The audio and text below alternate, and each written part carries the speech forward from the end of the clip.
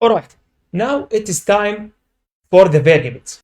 Now the variables is very simple, no big deal in Python, because so for example I want to put here which is var1. Okay, this is the name of the variable.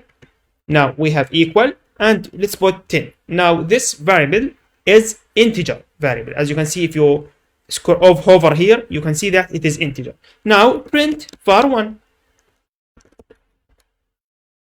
like this. So let's go to the terminal, and yeah, it is 10. As you can see, var1 is 10.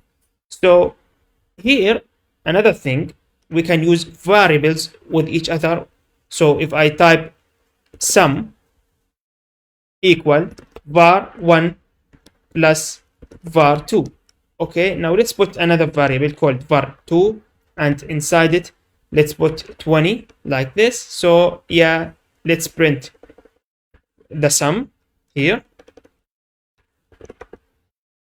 And let's see what will happen. Okay, so go here, clear the screen, let's go here. Yeah, it is 30 as expected.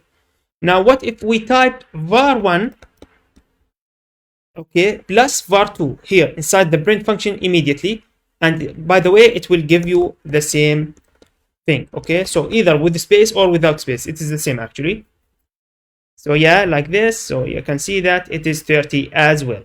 All right, now this is the same thing for 0.5. So if it is float, integer, it will print and will do everything as expected.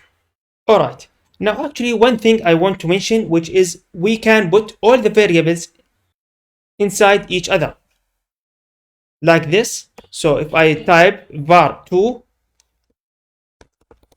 and put var3, and then I put respectively 20, 30. So actually let's remove that.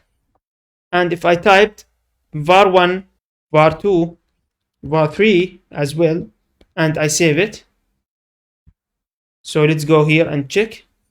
Clear the screen first, and yeah, you can see it is 10, 20, 30. Okay, so you can see that we put all the variables on one single line. So Python accepts that.